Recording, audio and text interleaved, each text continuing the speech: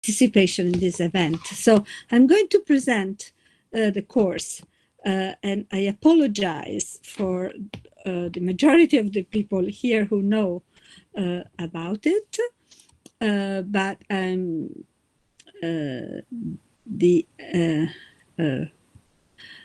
okay. I'm not used to Gmeet. Let's see if I'm going to do a mess.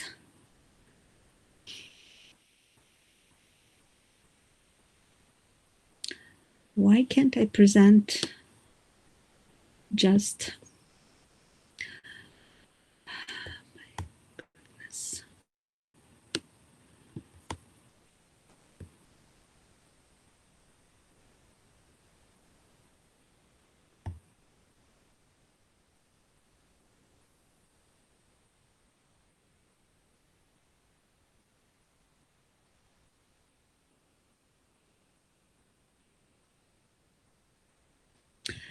So, let me do something. I think I can present only the full screen, while I'm used to rather present my file. Can you help me? I think So you can says, only... il tuo schermo intero. Only? Yeah, only the full screen. Only what? I did, but nothing happened.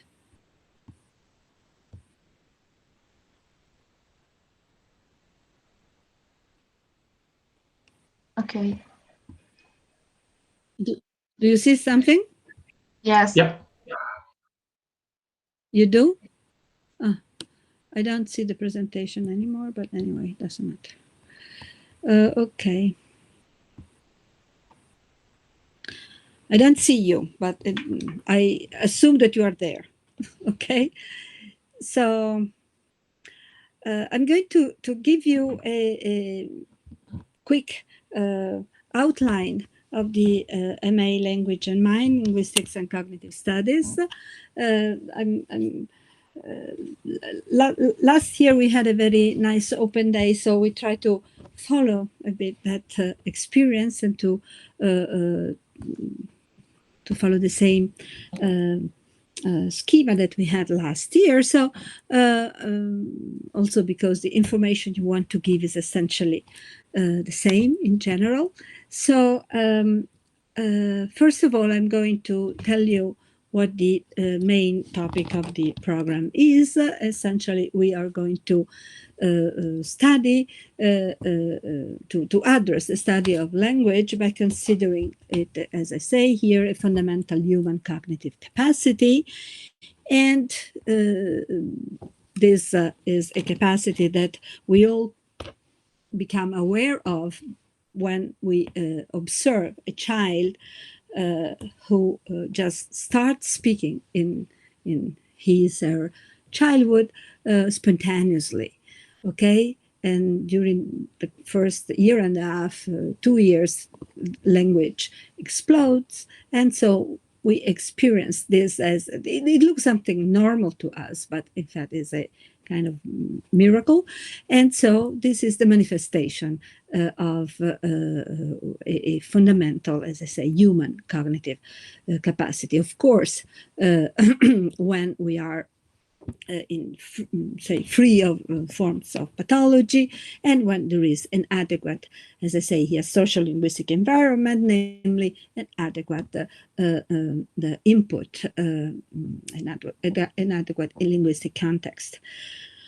So this capacity, this language capacity, this language faculty, these are all synonymous if you want, characterizes the human mind. So this is why we say that the study of human languages falls within the domain of cognitive psychology.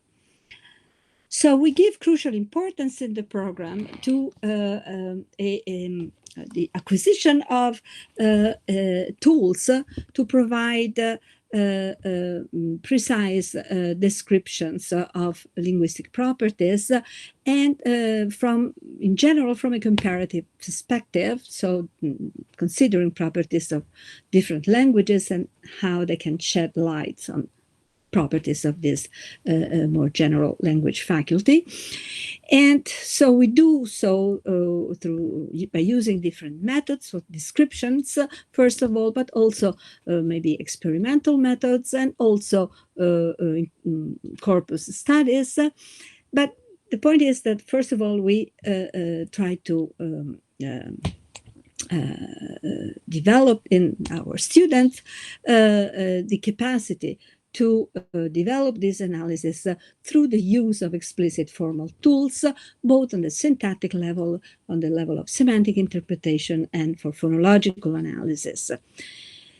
We think that this is the basis, that the background that, that can be the topic of then our study, but it's also the basis that enables us to address any possible applied domain where language is crucial.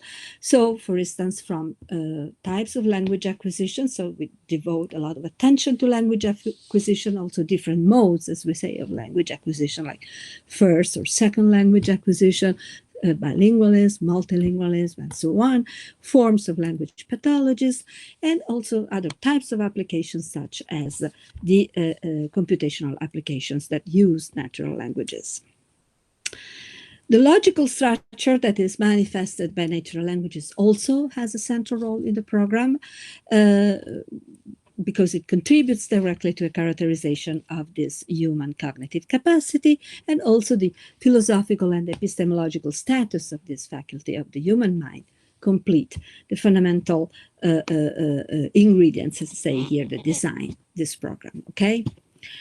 So this is a very quick outline, but it's kind of the foundations of the program, if you want. So now I thought I will give you a quick description of the structure of the MA. So we first focus on the first year, looking ahead. So the first year of 2021-2022. So the program is organized in two curricula that kind of give special focus on the linguistics part and on the philosophical part.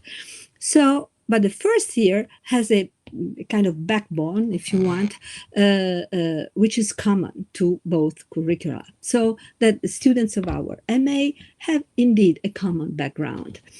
So the common courses of the first year, these are all obligatory courses, so all students have to take these exams, are listed here. So syntactic structures and compositional semantics, logic and theory of meaning, philosophy of mind. As you can see, these are all courses that give 12 credits. All other courses in the program give 6 credits. So as you see here, each of these 12 credit courses is composed of 2 modules, each counts, if you want, for 6 credits. And as your colleagues can tell you, the exam is in fact the composition, if you want, of the 2 modules, and gives you the 12 credits and you get the 12 credits when you pass the two modules. So the contents, you see, they reflect what I was telling you about in general in the first slide. So as I said, syntactic structure, so syntax and compositional semantics. So I teach the syntactic structure, Professor Bianchi, the compositional semantics one. Then each of us will introduce himself or herself. Then logic and theory of meaning, so this logical structure, if you want, to present in human languages, philosophy of mind, language acquisition, Corpus approaches to discourse analysis, phonetics, and phonology. So you see syntax, semantics, and phonology, and then the different crucial domains that I was referring to before, like logic, philosophy of mind, language acquisition, and the corpus approaches.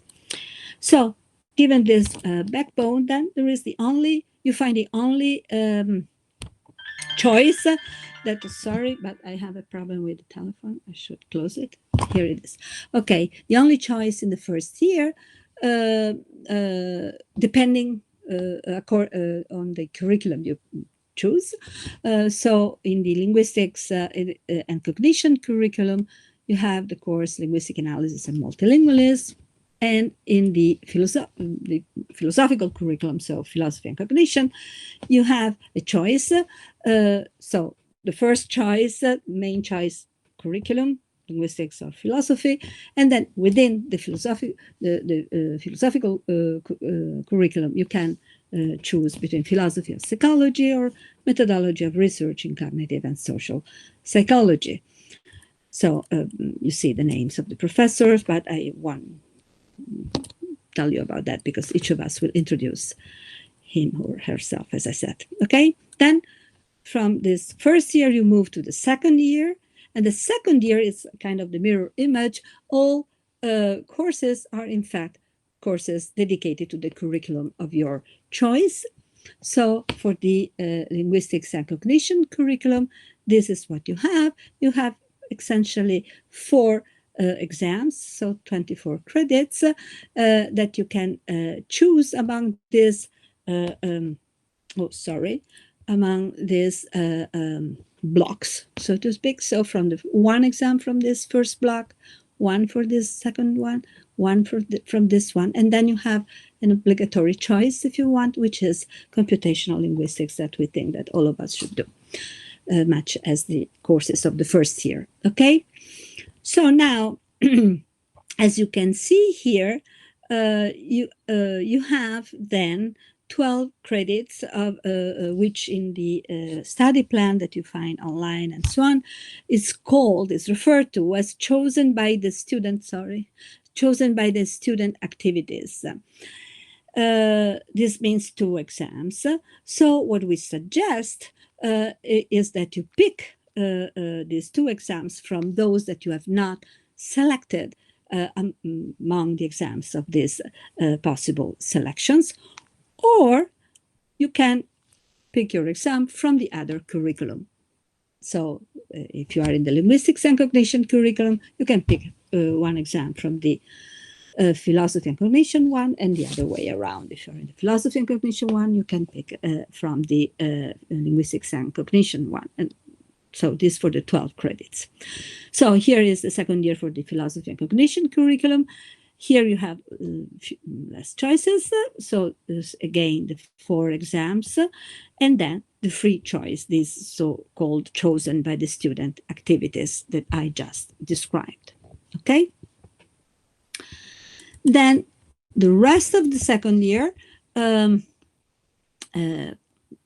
has a suitability second language level. So if you enter with the entrance level is B2, so it can be C1 or C2. Then there's a slot called workshop, job training and guidance. I'll come back to that. And then the final thesis. So we give a lot of importance and many credits to the thesis because this is your first meeting, if you want, with a personal and kind of creative and in-depth study. But most of all, it's really a personal research that you first undertake. So we value it a lot.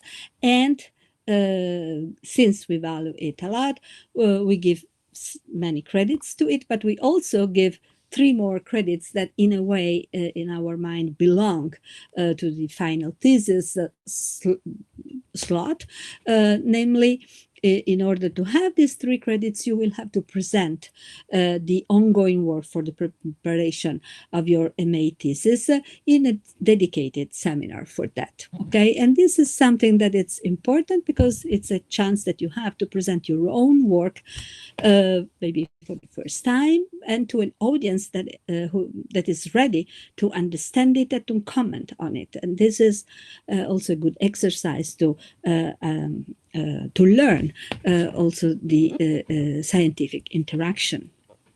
Okay, so on a different level, other properties of the MA. So the language and mind MA is a very international MA, and we have a very lively and international community of students, and as I say here, very variegated provenances, and this both for the students who come from Italy and for those who come from outside Italy. So I copied this picture that I thought was nice from application that we can use to see all statistics for the different courses that I have access to as the president of the course. And so I like to show this because it shows that we have students essentially from all areas of Italy, so from the north and the center and the south and the islands. And similarly, our international students, who are more or less the half of our students, they come from all continents. So we have students from Africa, America, Asia, Europe, and Oceania. Still on the international vein, can say we have something which also is very valuable, namely a double degree program with the University of Paris Panthéon-Sorbonne in Paris. And so this is you can see on the web page of the program a link that describes this double degree in detail, but essentially the program consists in the fact that you can spend the second year of your MA in Paris and then have a thesis that can be directed either by a professor in CNR or by a professor mainly directed, supervisor in Paris, and then there will be the co-supervisor from the other university, and this gives you you have to follow a number of rules and to meet a number of requirements, but this then gives you, as the name says, a double degree. We also have several Erasmus exchanges with a number of European departments with which we have several collaborations. So these are all real Erasmus programs, and this is also a nice feature of this it's an international activity that I want to stress, because it's not just a matter of going abroad and make important experience, which is certainly the case, but also to since you are at the MA level, you also want to interact and to learn to do research, and this is why these Erasmus exchanges are very focused. Okay, then a few more things, and then I won't talk anymore. So in general, so how are the courses, I mean, the different courses that I listed before organized? Well, each professor decides the exact way she wants to organize her own classes. However, in general, all of us like to have some activity, as I say here, that implies some direct involvement of the students that participate in the class in different ways: presentations, experiments, whatever, projects. So each course has its own organization, but the main idea behind that is the idea of active learning, which we like to encourage, okay, in the different courses in different ways.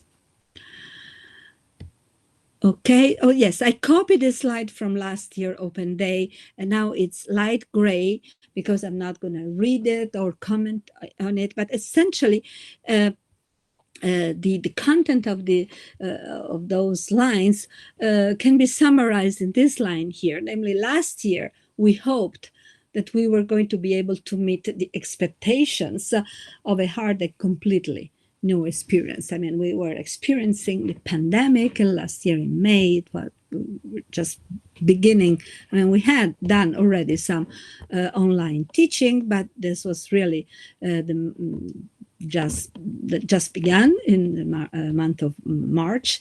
And so we had lots of questions and lots of students who had not been able to come, those who just arrived and didn't know exactly what to do. And so we had several issues, but we tried to do our best. I mean, not just us, but all university in general and ours in particular. So I think that now we can say that we are ready and well equipped to face the new 21-22. And we hope that this is going to happen all in presenza, because we think that the interaction, I mean, with real people is something that we miss most. I mean, all of us in the different domains, but including the our MA. However, we are also ready to incorporate our experience from 2020-2021. Namely, we are not going to forget what we have learned during these hard times, and this probably should, I think, ameliorate if we are good enough our offering of our MA. And I think that that's about all. Just a couple of comments that I made also last year that I think are important for the students, for our students. I mean, the MA is a very short experience. It's very intense, but very short. It's 2 years. Then what do you do after that? Now, we have a good record, and I want to just tell you something about this record. Namely, in general, the students who graduate from our MA try to look for jobs, say, that in which they can exploit what they learned, and they succeed in general in pursuing their activities in domains where language is central. I mean, language is pervasive, so it can be central in any domain, but particularly in domains such as language teaching, linguistic support in situations of impairment, and computational applications. Many students of the MA continue their academic career, and they, after these very intense years, they want to go on, and they try to be accepted. It's very competitive, very hard. You have to try many options. This was a parenthesis, but I just say that from the very beginning. But they try to continue in the frame of a PhD doctoral program in the domains of linguistics and analytical philosophy. And I must say that the acceptance rate of our students in doctoral and also in postdoctoral ones, when we had a doctoral before, has been quite good, quite high so far. And we have our students going to PhD programs both in Italy and abroad. Here I listed some. We have close relation with the University of Milano Bicocca, Pavia, IUS, Firenze, and also around Europe, Cambridge, Tours, Ghent, and here I just list a few, Geneva, and so on, Paris. Okay, so this is just to look ahead, but it's good to look ahead, I think. And then I just conclude with this historical note that I realized that I said that the MA program has by now a relatively long history. So it's in English since 2014, but we had previous editions in different forms since 2001. So, and I realized that this means 20 years. So it's something robust that has evolved over time. And so we hope that it will continue to be lively as it has been so far. Also, thanks to our students who are always very brilliant and motivated. Okay, so I think that that's all I wanted to say. Or what comes next? Now, brief interventions from students, representatives, and the tutor. We're going to have an old student from the program who is now an advanced and brilliant researcher with us and elsewhere. And then each of us, of the colleagues, the professors, will introduce themselves, and they will associate their name to the course that I listed before. Okay, so let's see if I go back to something closer to a screen. Okay, so that's it for now. So do you have questions and comments on what I said? Otherwise, we can move to the representatives and the tutor.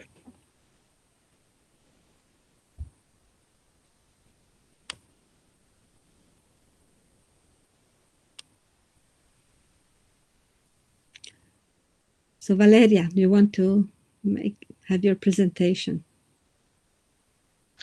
Yes. Hello, everybody. I prepared a little presentation, but actually Professor Belletti, I think, covered all the most important aspects of the MA. What I can say from a student perspective is just that I want to stress the international aspect of this MA and say that the course is held in English, and that is not to be taken for granted, because it is a chance to talk with and discuss with professors and our peers about linguistics and philosophical topics in such an important language, which opens a lot of possibilities. And for example, the double degree program, think about that from now and not when you are already studying in your first year. And that is a big possibility to obtain basically 2 degrees, one from the University of Siena and one from the University in Paris. And also about the Erasmus, think about that also now, because there are, if I remember correctly, 2 possibilities to ask for the Erasmus, and you can go in Europe, you can go to Europe or to UK and follow the classes there, and also think about your research there. And yes, as a tutor, I am a tutor for the English courses for the Dispoc department, and I wanted to tell you that you can contact me and all the tutors. We are 5 from the Facebook and the Instagram pages. The name is Tutor Dispoc Unici. You can find all our contacts and office hours, our names over there. And please do not hesitate to contact us if you have any doubt, problem with your fees, exams, also living in the city, everything related to your MA. We are glad to help. Thank you. If you have any questions, I'm here, but I don't know if we have time. Thank you, Valeria. Where are the addresses of the tutors? Where can they be found? On the Facebook and Instagram pages, also, of course, on the university website. Okay. I can write them in the chat. Maybe it's better. Thank you. Thank you. So, thanks a lot. So maybe Tommaso and Isabella. Hi, everyone. Francesca. Yes. Yes, we would like to take this occasion also to maybe say something about the specific modalities that work so well in this period, because we have the opportunity to be now in class in presence, but also to who don't be in class to can follow online. That is really an opportunity, because we have students, for example, this year that are from Mexico or China that are not in Siena, so they have already the opportunity to be here with us in a sense, even if only online. Yes, we are students from the first year, so our entire experience here has been living with the crisis, and we had a blended experience in the beginning of the course with the first module of syntactic structures and compositional semantics, and it worked very well, but it's kept working very well also when it was fully online with the other courses. Also, the professors so far were willing to share also the recordings. So if for any reason you are a student that lives in a different time zone, which is very likely, you can access the recordings and all the studying material whenever you want. And also, again, the great aspect of this is that still the relation between a student seems to be very alive. In our WhatsApp group, for example, we share discussions, links, even though we are not able to see each other. The international dimension is still very vibrant and relevant for this course. Also because we have a lot of students that are not Italian, but they are already in Italy. So this is really interesting also because these people are trying to learn Italian and to know a different country and have the opportunity to see a community that in a sense is international. So it's kind of useful and interesting to see this dimension. It's also linguistic practice in happening in real time when we discuss in class phenomena and characteristics of language. We often have native speakers of that language that can really show us how things that we study are alive and very crucial also. Again, if you have any question, yes, we can send our emails if someone wants to ask everything. It's not a problem. We are glad to. Thank you so much.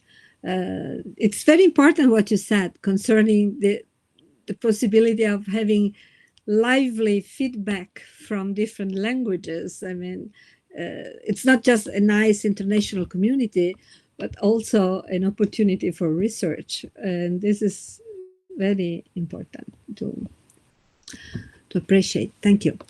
So now I forgot the program. Maybe Nicoletta? Yes. Hello, everyone. So I introduce myself. So I am a former student of a previous edition of this master program, and now I'm We don't also see a you. postdoc Is it here. normal? Sorry, Nicoletta, to interrupt. You cannot see me? No, I can't. You can? I can see okay. you. Some It's my people problem. can. Fine, Okay. perfect. Very strange. I see everybody don't but you, but it doesn't matter. I'm able to appear and disappear in No, different don't worry, computers. don't worry. Sorry. Oh, all right. So yeah, as I was saying, I'm also a postdoc here now, so I can, let's say, I have been here in different moments in time, and so I can give you a bit of my experience. And well, first of all, I can say that my experience in Siena as a master's student was really positive and inspiring. It was, let's say, a turning point, both from the personal and the professional point of view, because when I started my master program, I didn't really know, you know, there are some people that are really focused, they know what they want to do. Afterwards, I didn't. I was like, I like language, I want to do it. And I knew that Siena was a very good place where to study linguistics. And then when I met the professors here, I was like, I want to do this in my life. I want to do research in academia. And so it was really important for me. And especially it was, let's say, a very good background for applying for a PhD program afterwards. So for example, I got my master's degree in 2013, so almost 10 years ago now. And I applied for 2 different PhD programs, and the professors were also very supportive when I had to write down my proposal. So I'm always grateful for that. And I got the interview in both PhD programs. So I arrived to the last stage, and then I had also the opportunity to decide where to go. So I was very lucky. And I think that most of this luck was due to the wonderful preparation and background that I got during this master's program. And then when I got the PhD at the University of Trento, I had the possibility to go abroad and to, let's say, still maintain my background in linguistics, although then I had the PhD in psychology. So in a way, I put together linguistics and psychology together. So my research field now is psycholinguistics, and this is what I do currently at the University of Siena. And I won't be teaching, but I will be doing research. So hopefully we will meet here in person. And I'm doing experimental research. I'm mainly focused on language comprehension and in adults. And that's it. I hope to see you soon in Siena. Thank you very much, Nicoletta. So now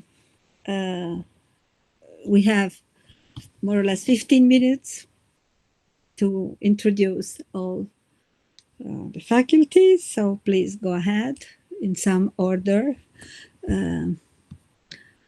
maybe alphabetical makes sense. Valentina, that could be a way.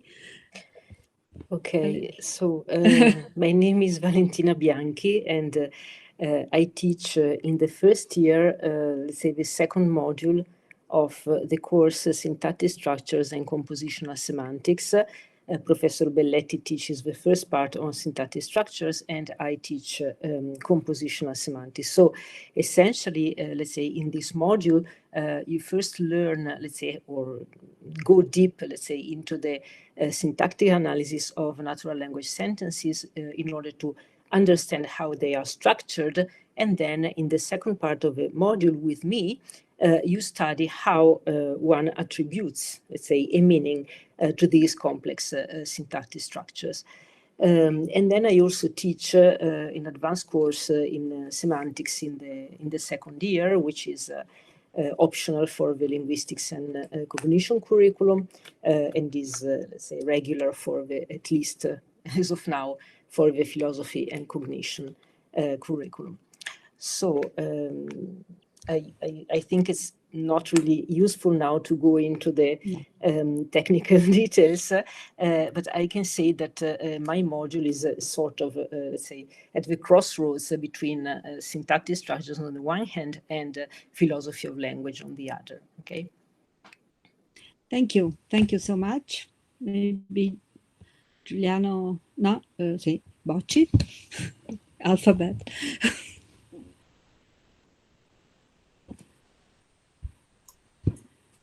Okay, my name is Giuliano Bocci, and I teach 2 courses. For the first year, phonetics and phonology. It's an introductory class, and we cover basically how sounds, speech sounds are articulated and their acoustic properties from the phonetic side, and how sounds are represented in the mind, how they are computed by the grammar.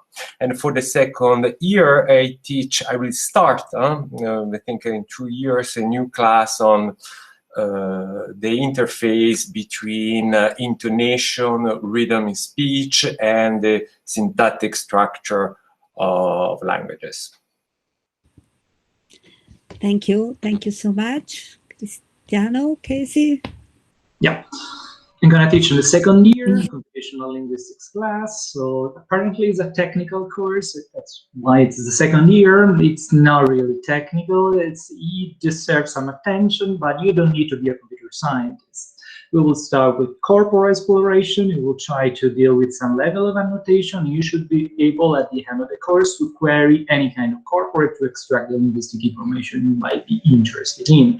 There is a growing part of the course in the recent years which is related to machine learning. I'm not especially a fan of machine learning, but it's important that you know something about machine learning. It's important to ask what exactly it's representing. It is language modeling that are built using machine learning techniques. So we will also formalize linguistic models, general standard theories that you already learned from other classes, and we will try to interpret the result of psycholinguistic experiment in terms of computational models. That's my focus, essentially. And then we will see more during the course.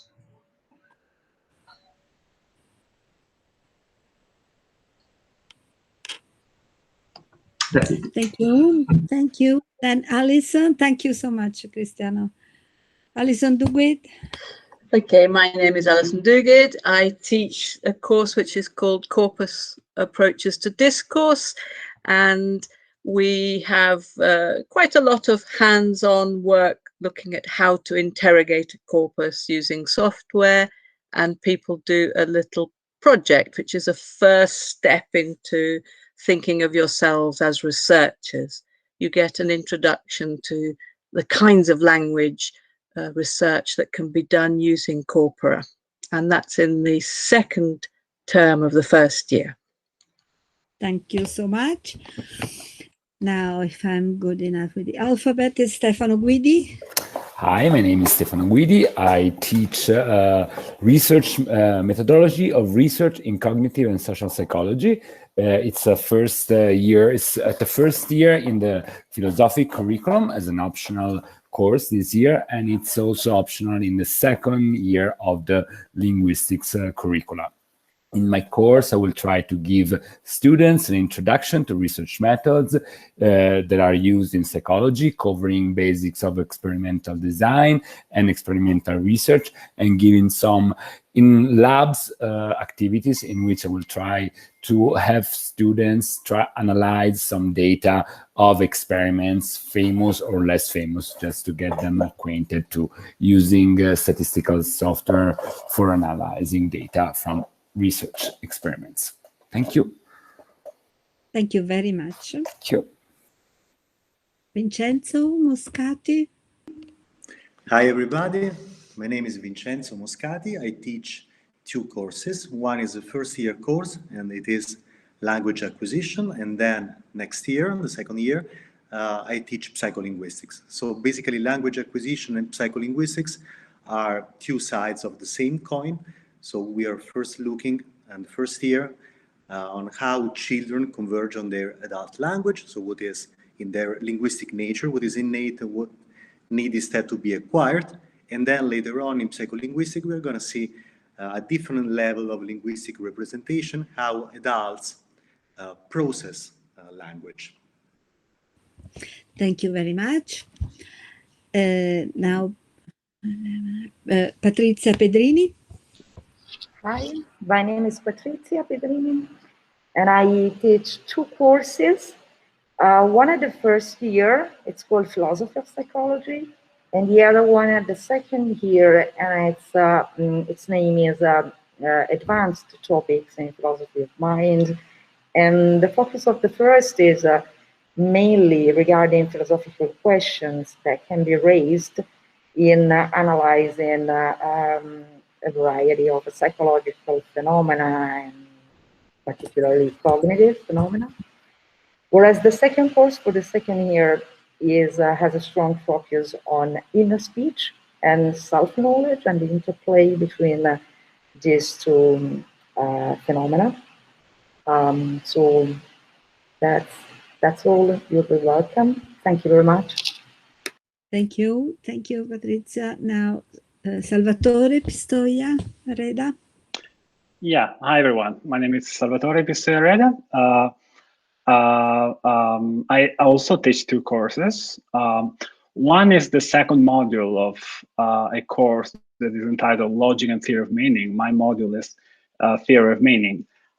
Basically, this is philosophy of language. So I guess I'm on one of the two sides of the crossroads that Professor Bianchi mentioned. And then I teach also another course at the second year. This is Logic of Natural Languages, in which we try to go a bit deeper into the possible interaction between semantics or logic and syntax. So yeah, that's it. Thank you.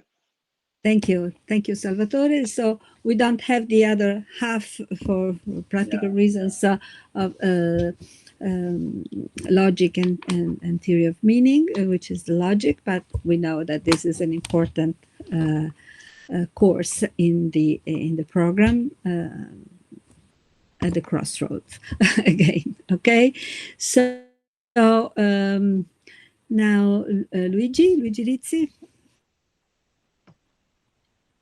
Yes, hello everyone. My name is Luigi Rizzi, and I'm teaching a second year course which is entitled The Theory of Grammar. It's basically about minimalism, that is to say, the fundamental ingredients of syntactic computations, the rules by which we put words together to form complex structures, and then cartography, the cartography of syntactic structures, that is to say, the description of the complex configurations that we create when we use syntax, and that's also a local specialty. So this is a second year course. Note that next year it will take place in the first quarter. Okay, in general it takes place on the third quarter, but next year it will be the first quarter. Okay, thank you. Okay, I think we covered all of those who are here, which is the vast majority of the faculty, so which is very nice. As for the organization quarters or periods within the semesters, I forgot to say that each semester is divided in 2 periods, so it's 4 quarters, and we try to be as balanced as possible on the distribution of semesters and quarters.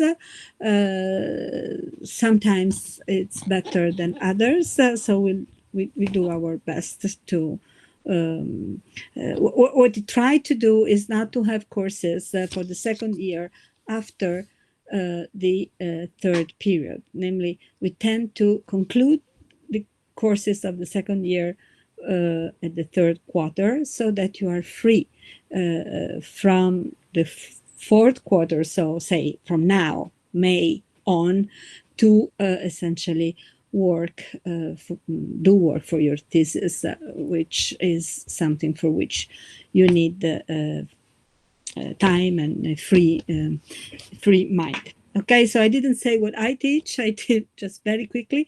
I realized that I hadn't said that, so I say a couple of words. I teach as Professor Bianchi said, the syntactic structures module of the syntactic structures and compositional semantics course, and here is where we learn to build structures, and we essentially acquire the tools to uncover this, we might say, vertical dimension and hierarchical dimension of language, which is not necessarily that we don't necessarily take for granted or visible. Actually, it's not visible at all. So it's in general a discovery. So this is often the first course of the MA, and students are, I should say, this experience of mine are often shocked, and maybe they wonder, oh my God, did they take the right decision? And then at some point it happens that they are actually very intrigued and have even fun. And this year we had a lot of fun in drawing trees all the time.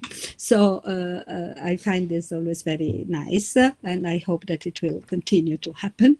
So I hope so. Then I teach one of the course, the first option that you have in the first year, so linguistic analysis and multilingualism, and this is where we learn different, after the language acquisition that Professor Moscati teaches, that we can in fact, children are ready to learn and to acquire more than one language, and also adults. And so we discuss these different ways and different modes, and that's very exciting and very present in the experience of each of us, although maybe we don't think that it is so important. It actually is quite crucial. And then I also teach in the second year one of the optional courses that somehow reconsiders the syntactic structures from the perspective of morphosyntax, and also giving special attention to experimental results from morphosyntactic studies, mainly from acquisition, but not just from acquisition. Okay, so this is very briefly the picture. And okay, so it's 4:27, so I think that we are on time. So we are supposed to conclude at 4:30. Now I think that we are going, we have recorded this event, so we will try to put it on the website as we did last year. So and I hope that other students may take advantage of this opportunity to meet us. Now there are a couple of students present, so I want just to use the last couple of minutes to know if they have questions. So maybe you can say even more than a couple of minutes if they do have questions. So Michela, Provenzi, Francesca Torchio. So if you have questions, don't hesitate, don't be, feel free to ask, or otherwise you can write to us or to. I'm all good. Thank you very much. It was very bright. Thank you. Yeah, okay, thank you. I don't have questions too, and I actually have to go, but thanks for the presentation. It was really good. Okay. Thank you so much for being here. And then, as I said, we're going to put it on some place on the web for others to take advantage of it. Okay. I have brilliant collaborators for that. Okay. Goodbye. Thanks for being here. Thank you. Thank you. Thank Bye. you. Bye-bye. Thank you.